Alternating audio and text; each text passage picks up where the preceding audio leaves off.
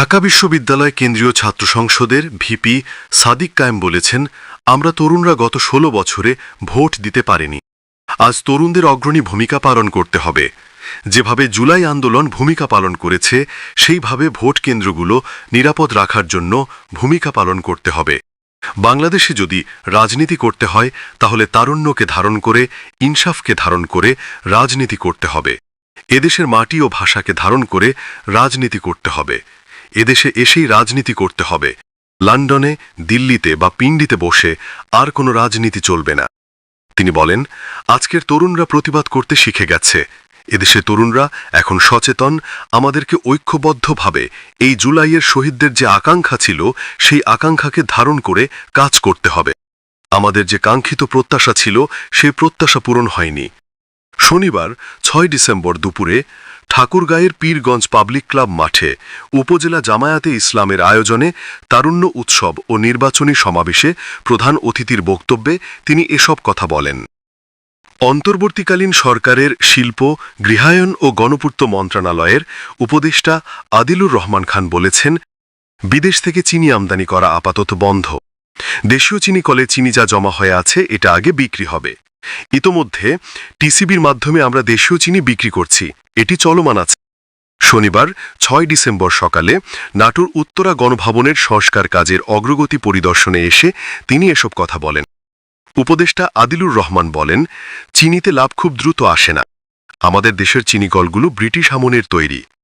আমাদের দেশে সারা দেশের যে চাহিদার তার ছোট অংশ আমরা দেশীয়ভাবে শোধ করতে পারি। আমাদের সক্ষমতা শুধু চিনির উপর না থেকে চিনির সঙ্গে অন্য কিছু উৎপাদনে চিন্তা করছে সরকার। উন্নত চিকিৎসার জন্য বিএনপি চেয়ারপারসন বেগম খালেদা জিয়াকে বিদেশে নিতে বিশেষায়িত এয়ার অ্যাম্বুলেন্স প্রস্তুত রয়েছে। তবে মেডিকেল বোর্ড তাকে ভ্রমণের জন্য উপযুক্ত ঘোষণা করে সবুজ সংকেত দিলেই কেবল সেই এয়ার অ্যাম্বুলেন্স ঢাকায় আসবে।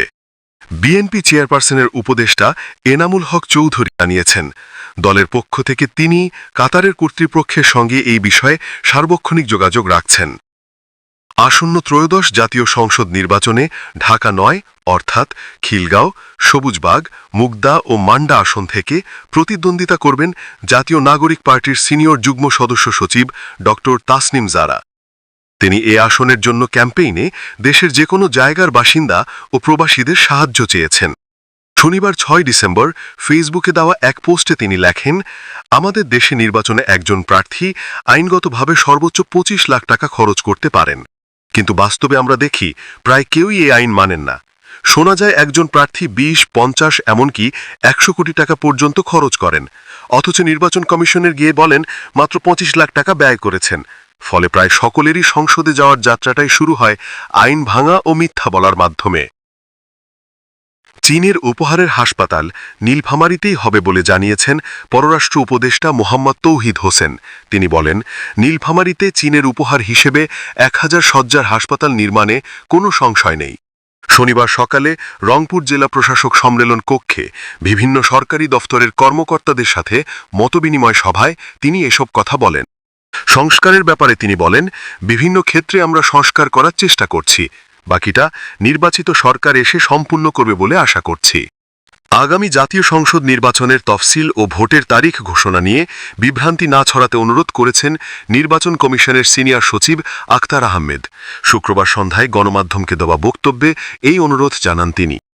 আখতার আহমেদ বলেন, আগামী জাতীয় সংসদ নির্বাচনের তফসিল ও ভোটের তারিখ নিয়ে বিভ্রান্তি না ছড়াতে জনগণ ও গণমাধ্যমকে সতর্ক থাকতে হবে।